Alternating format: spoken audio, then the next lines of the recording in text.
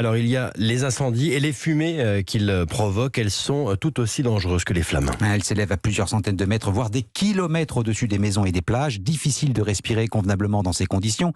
Et c'est bien pour cette raison d'ailleurs que les pompiers sont équipés de masques à oxygène en intervention. Pour le pneumologue Frédéric Le Guillou, ces fumées sont potentiellement dangereuses pour la santé. Les fumées, c'est un vrai cocktail toxique en fait. Il y a deux types de fumées.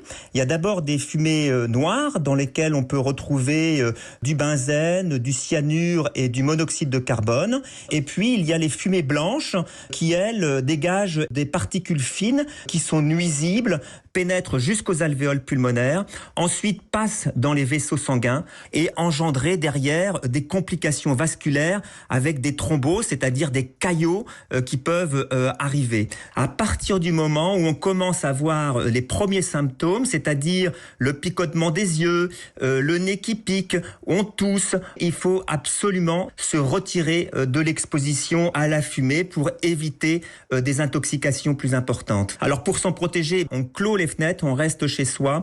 On peut mettre un masque pour limiter l'inhalation de ces particules et donc diminuer le risque. Frédéric Le Guillou, pneumologue et président de l'association Santé Respiratoire France. Il était au micro de Yasmina Kato et ces fumées ont envahi une partie du ciel de la région parisienne. La faute au vent qui les a poussés vers l'est. Air Paris alerte sur un possible pic de pollution aux particules dans la journée.